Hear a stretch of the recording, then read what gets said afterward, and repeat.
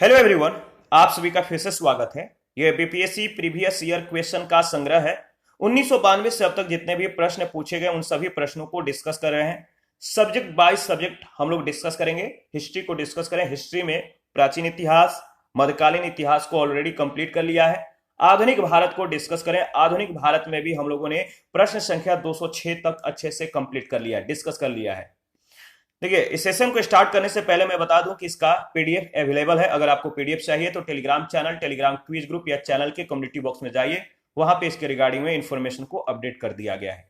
तो अब स्टार्ट करते हैं। प्रश्न संख्या 207 में पूछा गया है कि नील जो दर्पण है, ये नाटक है नील दर्पण, प्रसिद्ध नाटक नील दर्पण, जिसमें इंडिगो की खेती करने वाले यानी नील की खेती करने वाले किसानों के दमन का चित्रण किया गया है, इसकी रचना किसने की?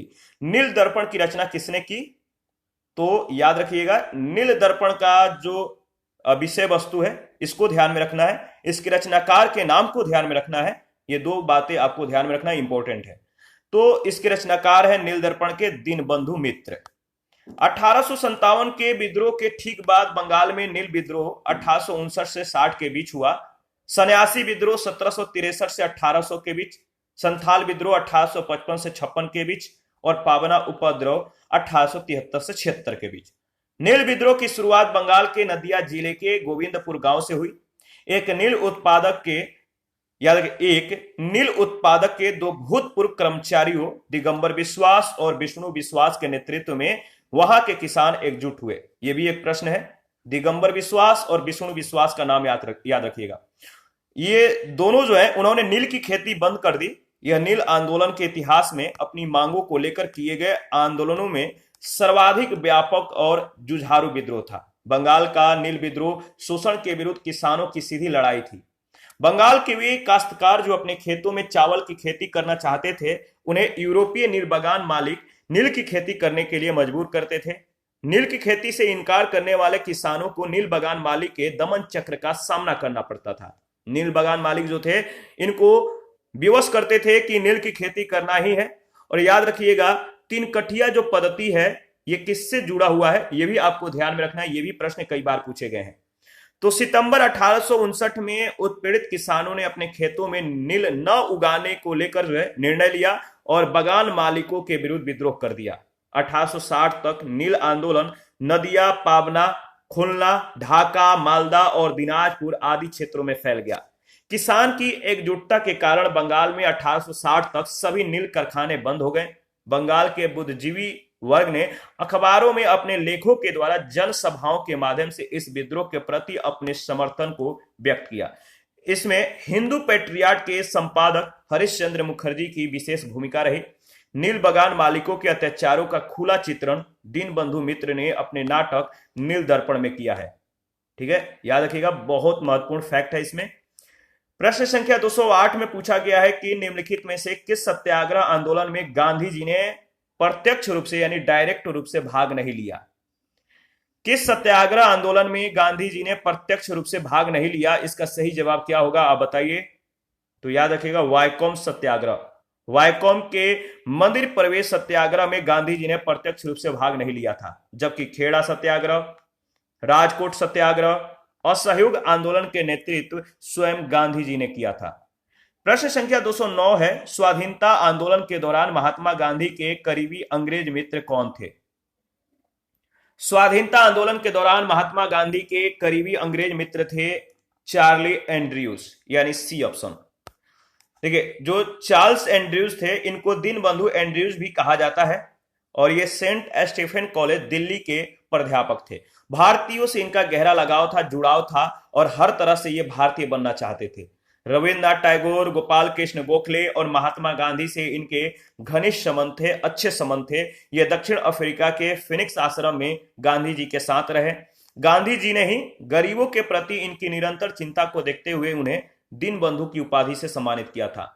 एंड्रयूज 1925 और 1927 में ऑल इंडिया ट्रेड यूनियन के अध्यक्ष भी रहे और गोलमेज सम्मेलन में भाग लेने के लिए वो गांधी जी के साथ लंदन गए थे।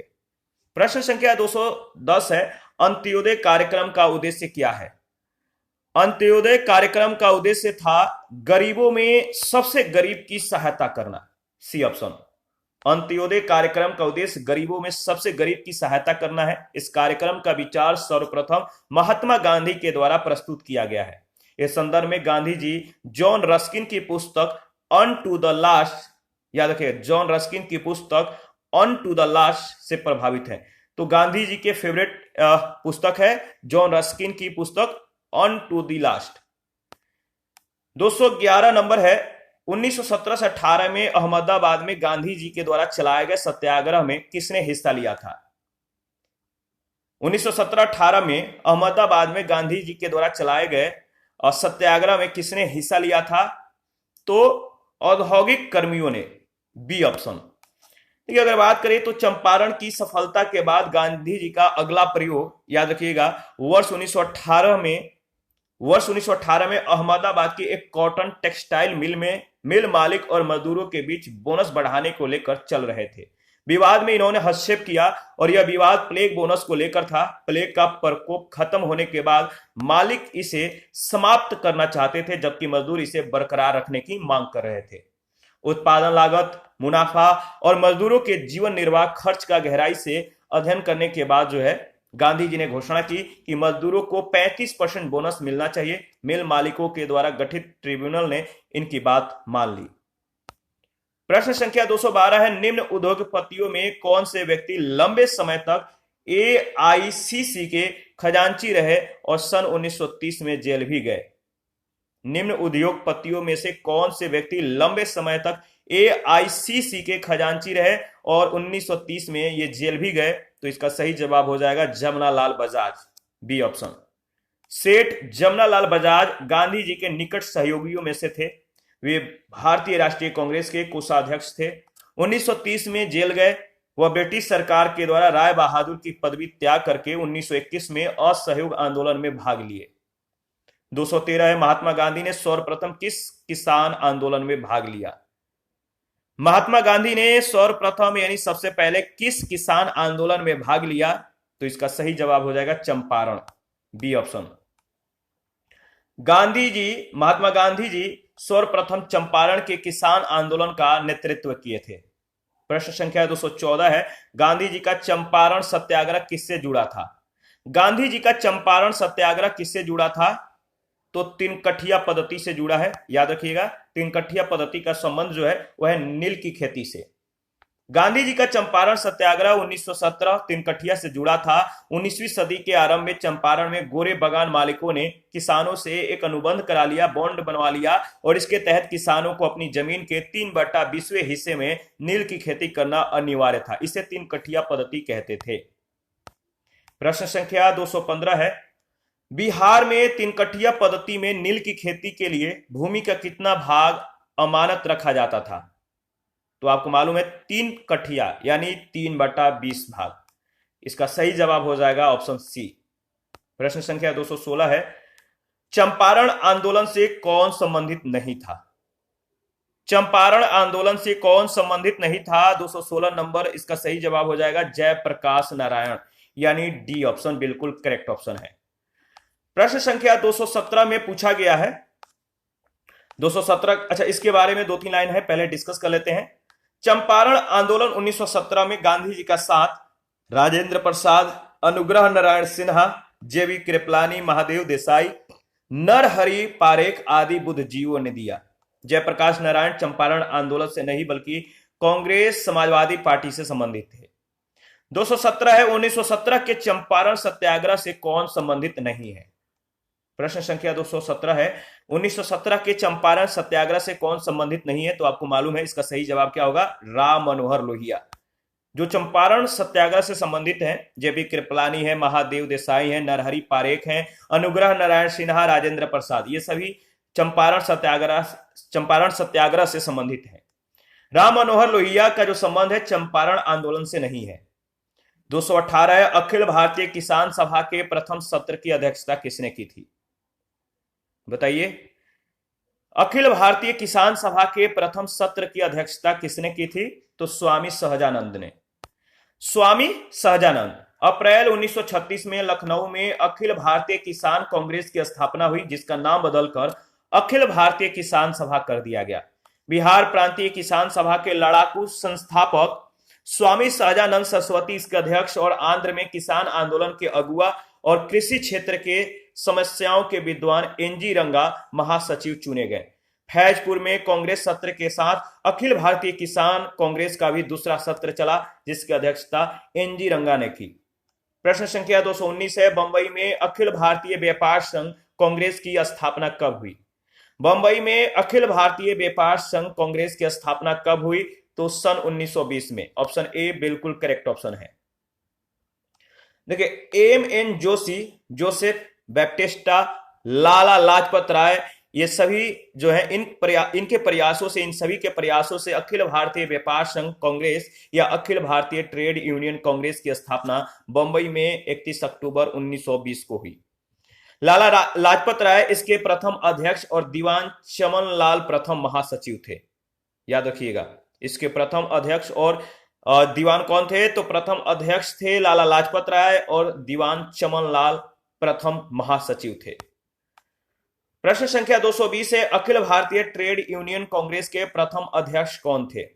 अखिल भारतीय ट्रेड यूनियन कांग्रेस के प्रथम अध्यक्ष कौन थे? तो लाला लाजपत राय। कुछ ही सेकंड पहले इसके बारे में डिस्कस किया था। प्रश्न संख्या 211 है, बताइए क्या पूछा गया है कि कम्युनिस्ट इंटरनेशनल का सदस्य बनने वाला पहला भारतीय कौन था? कम्युनिस्ट इंटरनेशनल का सदस्य बनने वाला पहला भारतीय कौन था? तो इसका सही जवाब हो जाएगा एम एन राय। कौन? एम एन राय। प्रश्न संख्या, अच्छा, कम्युनिस्ट इंटरनेशनल की जो स्थापना है मार्च 1919 में व्लादिमीर लेनिन और रूसी पार्टी के द्वारा यानी बोल्शेविक के द्वारा की गई थी। एम एन राय लेनिन के निमंत्रण पर मॉस्को गए तथा कम्युनिस्ट इंटरनेशनल के ये सदस्य बने। कम्युनिस्ट इंटरनेशनल के सदस्य बनने वाले वे पहले भारतीय थे। प्रश्न संख्या 222 है, भारतीय उच्चायुक्त के पद का सृजन किस अधिनियम से हुआ?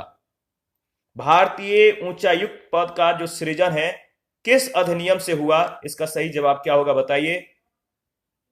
इसका सही जवाब है भारत सरकार अधिनियम 1919 के तहत। बी ऑप्शन बिल्कुल करेक्ट ऑप्शन है। भारत सरकार अधिनियम 1919 में भारत सचिव के कार्यभार को कम करने के लिए एक भारतीय उच्चायुक्त की नियुक्ति की गई। इसका कार्य भारत सरकार के लिए अशस्त्र और अन्य सामान खरीदना, ठेका देना, व्यापारिक हितों को देखना और इंग्लैंड में पढ़ने वाले भारतीय विद्यार्थियों की देखभाल करना इत्यादि कर्तव्य थे। उच्चायुक्त और उसके सहयोगों या सहायकों के वेतन का व्यय जो है भारत के साधनों से होता था। 223 है, रोलेक्ट एक्ट का भारतीय राष्ट्रीय कांग्रेस ने विरोध किया क्योंकि इसका लक्ष्य क्या था? क्यों इसका विरोध किया? इसका लक्ष्य क्या था? लक्ष्य के कारण किया या कोई अन्य कारण थे? तो इसको आप जो है बताइए। रोलेक्ट एक्ट का भारतीय राष्ट्रीय कांग्रेस ने विरोध किया क्योंकि इसका जो लक्ष्य था वो क्या था? इसका जो लक्ष्य था याद रखिएगा, जिसके कारण इसका जो है मतलब कि कांग्रेस ने विरोध किया था। देखिए, इसका लक्ष्य था व्यक्तिगत स्वतंत्रता को सीमित करना। जो व्यक्ति का स्वतंत्र मतलब कि जो स्वतंत्रता का अधिकार था, इनके स्वतंत्रता या जीने के जो अधिकार थे, जो स्वतंत्रता दी गई थी, जो अधिकार दिए गए थे, इनके अधिकारों को कम कर दिया गया था इस रोलेक्ट एक्ट के द्वारा। इसीलिए कांग्रेस ने इसका विरोध किया था। 1919 में केंद्रीय विधान परिषद से जो है रोलेक्ट एक्ट पास हुआ और इसके अनुसार अंग्रेजी सरकार जिसको चाहे जब चाहे बिना मुकदमा चलाए जेल में बंद रख सकती थी और इस कानून के द्वारा व्यक्तिगत स्वतंत्रता को सीमित कर दिया गया था। 224 है, जालियांवाला बाग नरसंहार किस गांधीवादी सत्याग्रह के संबंध में हुआ? जालियांवाला बाग नरसंहार किस गांधीवादी सत्याग्रह के संबंध में हुआ? इसका सही जवाब क्या होगा? इसका सही जवाब है रोलेक्ट सत्याग्रह। B option. इसके बारे में डिस्कस कर लेते हैं। याद रखिएगा, अगर बात किया जाए तो अखिल भारतीय राजनीति में गांधी जी का पहला साहसिक कदम रोलेक्ट एक्ट के विरुद्ध सत्याग्रह था। रोलेक्ट एक्ट मार्च 1919 में लागू किया गया था, जिसके विरुद्ध गांधी जी ने 6 अप्रैल 1919 को देशव्यापी हड़ताल का आयोजन कराया था। जालियांवाला बाग में 13 अप्रैल 1919 को शांतिपूर्ण जनसभा में लेफ्टिनेंट जनरल डायर ने निरसन जो है या कह सकते हैं कि क्रूरतापूर्वक जो है नरसंहार करवाया था। 225 है, रॉलेट एक्ट भारत में कब लागू किया गया था? तो आपको मालूम है, कुछ ही सेकंड पहले हम लोगों ने इसके बारे में डिस्कस किया है। रॉलेट एक्ट भारत में कब लागू किया गया था? तो 1919 में, बी ऑप्शन। भारत में बढ़ रही क्रांतिकारी गतिविधियों को कुचलने के लिए सरकार ने 1917 में न्यायाधीश सिडनी रॉलेट की अध्यक्षता में एक समिति को गठित की, जिसका उद्देश्य था आतंकवाद को कुचलने के लिए एक प्रभावी योजना का निर्माण करना। इसके सुझावों पर 1919 में पारित विधेयक रॉलेट एक्ट के नाम से जाना गया। रॉलेट अधिनियम के द्वारा अंग्रेजी सरकार जिसको चाहे जब चाहे बिना मुकदमा चलाए बंद, मतलब जेल में बंद रख सकती थी, और इसीलिए इस कानून को बिना वकील, बिना अपील और बिना दलील का कानून कहा गया है। प्रश्न संख्या 226 है, जालियांवाला बाग में प्रदर्शन के लिए क्यों लोग जमा हुए थे? जालियांवाला जो बाग है, यहां पे किस चीज के लिए, किस प्रदर्शन के लिए लोग जमा हुए थे, इकट्ठा हुए थे? तो इसका सही जवाब हो जाएगा, बताइए, बहुत ही महत्वपूर्ण ये प्रश्न है। जालियांवाला बाग में प्रदर्शन के लिए जो लोग जमा हुए थे, जिनका उद्देश्य था किचलू और सत्यपाल के बंदी बनाने के विरोध में प्रदर्शन करना। तो किचलू और सत्यपाल को बंदी बना लिया गया था, जिसके विरोध में प्रदर्शन करने के लिए जालियांवाला बाग में लोग जो है, जो मतलब कि निर्दोष जो लोग थे, ये लोग इकट्ठा हुए थे, जमा हुए थे। रॉलेट एक्ट के बढ़ते विरोध को देखते हुए सरकार ने गांधी जी तथा कुछ अन्य नेताओं ने पंजाब के प्रवेश पर जो है, मतलब कि पंजाब के प्रवेश पर प्रतिबंध लगा दिया। इससे वहां की जनता का आक्रोश बढ़ गया। यह आक्रोश तब और बढ़ गया जब पंजाब के दो लोकप्रिय नेता डॉक्टर सत्यपाल और डॉक्टर किचलू को गिरफ्तार कर लिया गया। इस गिरफ्तारी और रॉलेट एक्ट का विरोध करने के लिए लोगों ने अमृतसर के जालियांवाला बाग में एक विशाल सभा का आयोजन किया, और इसी बाग में 13 अप्रैल 1919 को शांतिपूर्ण जनसभा में जनरल डायर ने निरसंस नरसंहार करवा दिया था। प्रश्न संख्या नेक्स्ट है 227, रविंद्रनाथ टैगोर ने अपनी नाइटहुड उपाधि किस कारण त्याग कर दी? बताइए, रविंद्रनाथ टैगोर ने अपनी नाइटहुड की जो उपाधि था त्याग कर दिया था, किसके विरोध में, किस कारण? तो इसका सही जवाब हो जाएगा, जालियांवाला बाग हत्याकांड के कारण जो है रविंद्रनाथ टैगोर ने अपनी नाइटहुड की उपाधि को त्याग कर दिया। 13 अप्रैल 1919 को जालियांवाला बाग नरसंहार की हृदय विदारक घटना के बाद रविंद्रनाथ टैगोर ने ब्रिटिश सरकार के द्वारा दिए गए नाइटहुड की उपाधि को लौटा दी। टैगोर ने कहा, समय आ गया है जब सम्मान के तमगे अपनाने के बेतुके संदर्भ में हमारे कलंक को सुस्पष्ट कर देते हैं। तो जो तमगे दिए जाते हैं, जो अपमान के बेतुके संदर्भ में हमारे कलंक को सुस्पष्ट कर देते हैं, उनको त्याग करना चाहिए। जहां तक मेरा प्रश्न है, मैं सभी विशेष उपाधियों से रहित होकर अपने देशवासियों के साथ खड़ा होना चाहता हूं। प्रश्न संख्या 228 है, आपको बताना है कि लंदन में 13 मार्च 1940 को सर माइकल ओ डायर को गोली से मारा गया। किसके द्वारा? लंदन में 13 मार्च 1940 को सर माइकल ओ डायर को गोली से मार दिया गया। इसका सही जवाब होगा किसने मारा था? तो याद रखिएगा, उधम सिंह, डी ऑप्शन। देखिए, मार्च 1940 में पंजाब के क्रांतिकारी नेता उधम सिंह जालियांवाला बाग के नरसंहार का बदला लेने के लिए इस हत्याकांड के समय पंजाब के लेफ्टिनेंट गवर्नर रहे sir Michael Francis O Dyer को लंदन में हत्या कर दी, जिसे इस हत्या के लिए उन्हें गिरफ्तार करके मृत्युदंड दे दिया गया था। प्रश्न संख्या 229 है, वर्ष 1919 में भारतीय इतिहास से जो 1919 का जो समय है वो किस भारतीय इतिहास से संबंधित है? हमारे भारतीय इतिहास में इस डेट को किस रूप में याद किया जाता है? तो जालियांवाला बाग त्रासदी से इसका संबंध है, बी ऑप्शन। देखिए, 1919 में भारतीय इतिहास में जालियांवाला बाग त्रासदी से संबंधित है। 13 अप्रैल 1919 को जालियांवाला बाग में निहत्थी भीड़ पर हत्यारे डायर ने गोली चलवाकर हजारों लोगों की जो निरसंस हत्या करवाई थी। प्रश्न संख्या 230 है, अमृतसर के जालियांवाला बाग में भीड़ का दमन हुआ। कब हुआ? जालियांवाला बाग हत्याकांड को अंजाम कब दिया गया था? जनरल ओ डायर के द्वारा। तो इसका सही जवाब है 13 अप्रैल 1919 को, बी ऑप्शन बिल्कुल करेक्ट ऑप्शन है। इसके बारे में हम लोगों ने ऑलरेडी जो है डिस्कस किया है। इसके बाद प्रश्न संख्या 231 है, जालियांवाला बाग हत्याकांड के लिए जिम्मेदार जनरल डायर को निम्न में से किसने मार डाला? जालियांवाला बाग हत्याकांड के लिए जिम्मेदार जनरल डायर को निम्न में से किसने मार डाला? तो इसका सही जवाब है उधम सिंह, सी ऑप्शन। मार्च 1940 में पंजाब के क्रांतिकारी नेता उधम सिंह ने जालियांवाला बाग के नरसंहार का बदला लेने के लिए इस हत्याकांड के समय पंजाब के लेफ्टिनेंट गवर्नर रहे sir Michael Francis O Dyer की लंदन में हत्या कर दी गई थी, जिसके लिए उन्हें गिरफ्तार करके मृत्युदंड दे दिया गया। प्रश्न संख्या 232 है, किसने खिलाफत आंदोलन को हिंदुओं और मुसलमानों की एकता के एक ऐसे अवसर के रूप में देखा जो 100 वर्षों में भी पुनः प्रस्तुत नहीं होगा? किसने खिलाफत आंदोलन को हिंदुओं और मुसलमानों की एकता के एक ऐसे अवसर के रूप में देखा जो 100 वर्षों में भी पुनः प्रस्तुत नहीं होगा? इसका सही जवाब क्या होगा बताइए? इसका सही जवाब हो जाएगा ऑप्शन सी, महात्मा गांधी। देखिए 23 से 24 नवंबर 1919 को दिल्ली में अखिल भारतीय खिलाफत कमेटी का अधिवेशन हुआ, जिसका अध्यक्ष गांधी जी थे। दिसंबर 1919 में हुए भारतीय राष्ट्रीय कांग्रेस के अमृतसर अधिवेशन में खिलाफत आंदोलन को और अधिक बढ़ावा मिला। अब कांग्रेस ने बड़ी सावधानी से धार्मिक मामलों से स्वयं को पृथक रखा, किंतु खिलाफत आंदोलन शुरू होने के बाद गांधी जी ने अनुभव किया कि हिंदू मुस्लिम को एकजुट करने का यह स्वर्णिम अवसर है जो आगे 100 वर्षों में प्राप्त नहीं हो सकता। प्रश्न संख्या 233 है, 1920 की खिलाफत कमेटी की सभा जिसने गांधी जी को असहयोग आंदोलन के नेतृत्व को संभालने का अनुरोध किया था, वह किस शहर में हुआ था? 1920 की खिलाफत कमेटी की सभा जिसने गांधी जी को असहयोग आंदोलन के नेतृत्व को संभालने का अनुरोध किया था, वह किस शहर में हुआ? इसका सही जवाब हो जाएगा ऑप्शन सी, इलाहाबाद। याद रखिएगा, इलाहाबाद। देखिए इसके बारे में अगर बात करें तो गांधी जी ने 1920 में खिलाफत कमेटी को अंग्रेजी हुकूमत के खिलाफ असहयोग आंदोलन छेड़ने की सलाह दी।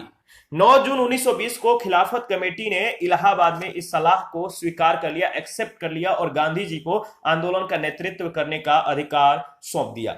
सितंबर 1920 में कलकत्ता में लाला लाजपत राय के नेतृत्व में हुए कांग्रेस के विशेष अधिवेशन में असहयोग आंदोलन को प्रारंभ करने का निर्णय लिया गया। आगे बढ़ते हैं, प्रश्न संख्या नेक्स्ट 234। गांधी जी के असहयोग आंदोलन में लोगों को, गांधी जी के जो असहयोग आंदोलन था इसमें लोगों को शराब से परहेज करने का आग्रह किया गया। फलस्वरूप सरकार के राजस्व में भारी कमी आई। एक प्रदेश की सरकार ने लोगों को फिर से शराब पीने को प्रेरित करने के लिए प्रमुख व्यक्तियों की एक सूची प्रसारित की जो शराब पीते थे। उस प्रदेश का नाम बताइए। तो इसका सही जवाब हो जाएगा, बताइए। इसका सही जवाब है, उस प्रदेश का नाम बताइए, बिहार, बी ऑप्शन। गांधी जी के असहयोग आंदोलन के फलस्वरूप लोगों के शराब से परहेज करने के चलते सरकार के राजस्व में भारी कमी आई। बिहार और उड़ीसा की सरकार ने शराब को स्वास्थ्य के लिए हितकर प्रभावों को प्रचारित और प्रसारित करने के लिए ऐसे महान और प्रसिद्ध लोगों की एक सूची जारी की जो शराब का सेवन करते थे, और इस सूची में Sikandar, Julius Caesar, Napoleon, Shakespeare आदि शामिल थे। याद रखिएगा। प्रश्न संख्या 235 है, महात्मा गांधी ने खिलाफत आंदोलन का समर्थन क्यों किया? महात्मा गांधी ने खिलाफत आंदोलन का समर्थन क्यों किया? तो इसका सही जवाब क्या होगा बताइए? इसका सही जवाब हो जाएगा ऑप्शन बी। गांधी जी ने अंग्रेजों के खिलाफ अपने आंदोलन में भारतीय मुसलमानों का सहयोग प्राप्त करना चाहा। गांधी जी ने अंग्रेजों के खिलाफ अपने आंदोलन में भारतीय मुसलमानों का सहयोग प्राप्त करना चाहते थे, इसलिए महात्मा गांधी ने खिलाफत आंदोलन का समर्थन किया था। देखिए, अंग्रेजों के द्वारा तुर्की साम्राज्य का विभाजन करने के विरुद्ध खिलाफत आंदोलन जो है प्रारंभ हुआ और दिल्ली में 24 नवंबर 1919 को होने वाले खिलाफत कमेटी के सम्मेलन की अध्यक्षता महात्मा गांधी को प्रदान की गई। दिसंबर 1919 में भारतीय राष्ट्रीय कांग्रेस के अमृतसर अधिवेशन से खिलाफत आंदोलन को और अधिक बढ़ावा मिला। गांधी जी ने इसे हिंदू मुस्लिम एकता के एक ऐसे स्वर्णिम अवसर के रूप में देखा जो आगे 100 वर्षों में भी नहीं प्राप्त हो सकता। इसके अनुसार अगर बात करें तो उन्होंने अंग्रेजों के विरुद्ध आंदोलन में भारतीय मुसलमानों का सहयोग प्राप्त करने के लिए खिलाफत आंदोलन का समर्थन किया था। प्रश्न संख्या 236 है, भारतीय राष्ट्रीय कांग्रेस ने असहयोग आंदोलन किस वर्ष प्रारंभ किया था?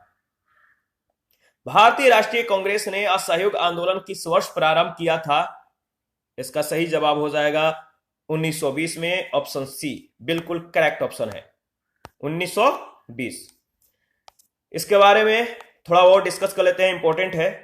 1920 में कलकत्ता में कांग्रेस के विशेष अधिवेशन में पास हुए असहयोग से संबंधित प्रस्ताव दिसंबर 1920 में नागपुर में हुए कांग्रेस के वार्षिक अधिवेशन में पुष्टि कर दी गई। 1920 में कलकत्ता के कांग्रेस के विशेष अधिवेशन में पास हुए असहयोग संबंधी जो प्रस्ताव है, दिसंबर 1920 में जो नागपुर में कांग्रेस के वार्षिक अधिवेशन हुआ, इसमें इसकी जो है सत्यापन कर दिया गया, पुष्टि कर दिया गया। और 1 अगस्त 1920 को गांधी जी के नेतृत्व में असहयोग आंदोलन की शुरुआत हुई। 237 है, गांधी जी ने असहयोग आंदोलन कब प्रारंभ किया? गांधी जी ने असहयोग आंदोलन कब प्रारंभ किया? तो इसका सही जवाब है 1920 में। ऑप्शन ए बिल्कुल करेक्ट ऑप्शन है। गांधी जी के द्वारा असहयोग आंदोलन 1 अगस्त 1920 को प्रारंभ किया गया। पश्चिमी भारत, बंगाल और उत्तरी भारत में असहयोग आंदोलन को अभूतपूर्व सफलता मिली। असहयोग आंदोलन के दौरान ही मोतीलाल नेहरू, लाला लाजपत राय, सरदार वल्लभ भाई पटेल, जवाहरलाल नेहरू और राजेंद्र प्रसाद न्यायालय का बहिष्कार कर आंदोलन में कूद पड़े। इसके बाद प्रश्न संख्या 238 है, किस क्षेत्र में राहुल सांकृत्यायन 1920 के असहयोग आंदोलन में सक्रिय थे? किस क्षेत्र में राहुल सांकृत्यायन 1920 के असहयोग आंदोलन में सक्रिय थे? तो इसका सही जवाब हो जाएगा, बताइए। देखिए, इसका सही जवाब है छपरा, ऑप्शन ए। देखिए, राहुल सांकृत्यायन, इनका जो समय है 1893 से 1963 के बीच, इन्होंने अपनी शिक्षा बनारस से पूर्ण की। राहुल सांकृत्यायन ने अपनी शिक्षा कहां से पूर्ण की? बनारस से।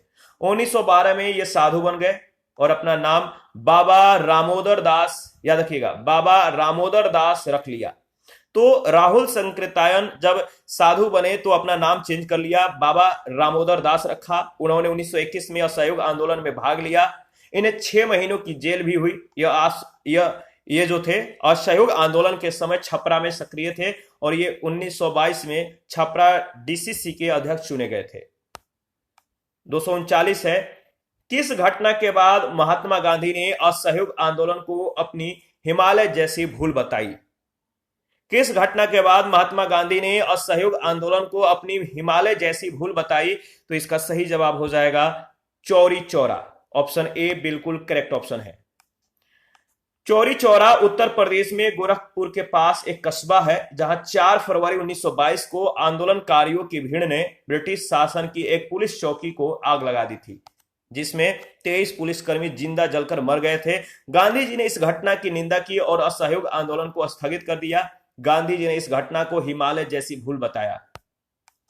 प्रश्न संख्या नेक्स्ट है 240, असहयोग आंदोलन के दौरान किसने पटना कॉलेज छोड़ा जबकि उसकी परीक्षा के केवल 20 दिन ही बचे थे? असहयोग आंदोलन के दौरान किसने पटना कॉलेज को छोड़ दिया जबकि उनकी परीक्षा के केवल 20 दिन बचे थे? इसका सही जवाब हो जाएगा जयप्रकाश नारायण, यानी ऑप्शन सी बिल्कुल करेक्ट ऑप्शन है। बिहार के सारण के सिताब दियारा में जन्मे स्वतंत्रता सेनानी जयप्रकाश नारायण ने असहयोग आंदोलन के दौरान पटना कॉलेज छोड़ा जबकि उनकी परीक्षा के केवल 20 दिन ही बचे थे। इसके पश्चात उन्होंने कांग्रेस के द्वारा संचालित बिहार विद्यापीठ में प्रवेश लिया। प्रश्न संख्या 241 है, 1921 के मोपला आंदोलन की जो शाखा थी वो बताइए। 1921 की मोपला आंदोलन की जो शाखा थी वो खिलाफत आंदोलन की थी। ऑप्शन ए बिल्कुल करेक्ट ऑप्शन है। इसके बारे में डिस्कस कर लेते हैं। केरल प्रांत के मालाबार जिले के मोपला काश्तकारों के आंदोलन मुख्यतः लगान और बेदखली को लेकर थे। जमींदार जब चाहते उन्हें भूमि से बेदखल कर देते थे और जब चाहते मनमाना लगान वसूल करते थे। खिलाफत आंदोलन भी अपनी जड़ें जमाता जा रहा था। हालात ये थे कि खिलाफत आंदोलन और काश्तकारों की बैठक में फर्क करना मुश्किल हो गया। इस तरह जो है दोनों आंदोलन एक दूसरे में समा गए, एक दूसरे में समाहित हो गए। प्रश्न संख्या 242 है, 1920 से 22 के बीच असहयोग आंदोलन के दौरान बिहार में प्रचलित मान्यताओं में से यह एक थी कि उनकी जीत होगी क्योंकि गांधी क्या थे? 1920-22 में एक मान्यता था असहयोग आंदोलन के दौरान बिहार में कि जो मान्यता था, जो प्रचलित मान्यताएं थी, जिसमें से एक थी जो ऑप्शन में दिया गया है। इस मान्यता के होने के कारण जीत माना जाता था क्योंकि गांधी जी, बताइए, गांधी जी को मतलब कि अंग्रेजों को हराने का तरीका पता था। तो इसमें से उनकी जीत होगी। इस तरह से उनमें एक धारणा प्रचलित हो गया था कि गांधी जी को जो है मतलब कि अंग्रेजों को हराने का तरीका पता है, इसीलिए हम लोग जीत जाएंगे। गांधी जी 1918 में गुजरात के अहमदाबाद में मिल मजदूरों की हड़ताल का सफल नेतृत्व किया। 1920 में उनके द्वारा ब्रिटिश सरकार के साथ अहिंसक असहयोग में न सिर्फ वस्तुओं का बल्कि भारत में अंग्रेजों के द्वारा संचालित या उनकी मदद से चल रहे संस्थानों जैसे विधायिका, न्यायालय, कार्यालय या स्कूल का बहिष्कार भी शामिल था। इस कार्यक्रम ने देश में जोश फूंक दिया और विदेशी शासन का फंदा काट दिया। गांधी जी ने हिंदुओं और मुसलमानों को भी एक साथ मंच पर ला दिया। गांधी जी का एक महामानव के रूप में उदय उनके कृत्यों के फलस्वरूप अंग्रेजी शासकों में भय उत्पन्न होने के कारण बिहार के लोगों में, याद रखिएगा, बिहार के लोगों में विश्वास उत्पन्न हुआ, या विश्वास उत्पन्न होने का जो कारण था यही था कि हमारी जो है, अगर गांधी जी हमारे साथ हैं तो हमारी जो है जीत होगी, क्योंकि गांधी जी को अंग्रेजों को हराने का तरीका मालूम था, किस तरह से अंग्रेजों को परास्त करना है। गांधी जी ने रचनात्मक कार्यों के जरिए अन्य भारतीय नेताओं के मुकाबले गांवों में निवास करने वाली देश की 90% जनता के बहुत अधिक जो है निकट आ गए। इस प्रकार गांवों में रहने वाली करोड़ों की आबादी में जागृति पैदा कर दी गई, उनमें जो है जागरूकता उत्पन्न कर दिया गया और स्वराज की मांग था, इसको मध्य वर्गीय आंदोलन के स्तर से उठाकर देशव्यापी अदम्य जन आंदोलन का रूप दे दिया गया। 243 से शराबबंदी आंदोलन 1922 किसके नेतृत्व में प्रारंभ हुआ था? शराबबंदी आंदोलन 1922 किसके नेतृत्व में प्रारंभ हुआ था? तो इसका सही जवाब है सरदार वल्लभ भाई पटेल के नेतृत्व में। गुजरात के सूरत जिले में स्थित बारदौली वर्ष 1928 के बाद राजनीतिक गतिविधियों का केंद्र बन गया। बारदौली के मेड़ता बंधुओं यानी कल्याण जी और कुंवर जी, इनको मेड़ता बंधु कहा जाता है, याद रखिएगा।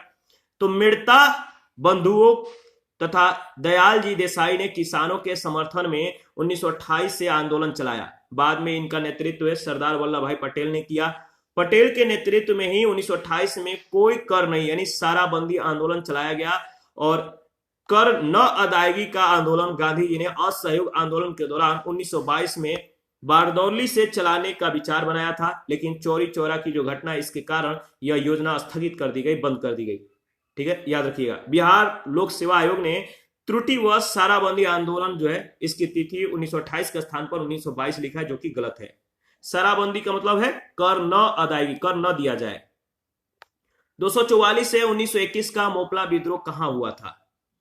1921 का जो मोपला विद्रोह है ये कहां पर हुआ था? तो केरल में। मोपला विद्रोह केरल के मलाबार क्षेत्र में हुआ था, 1921 में हुआ।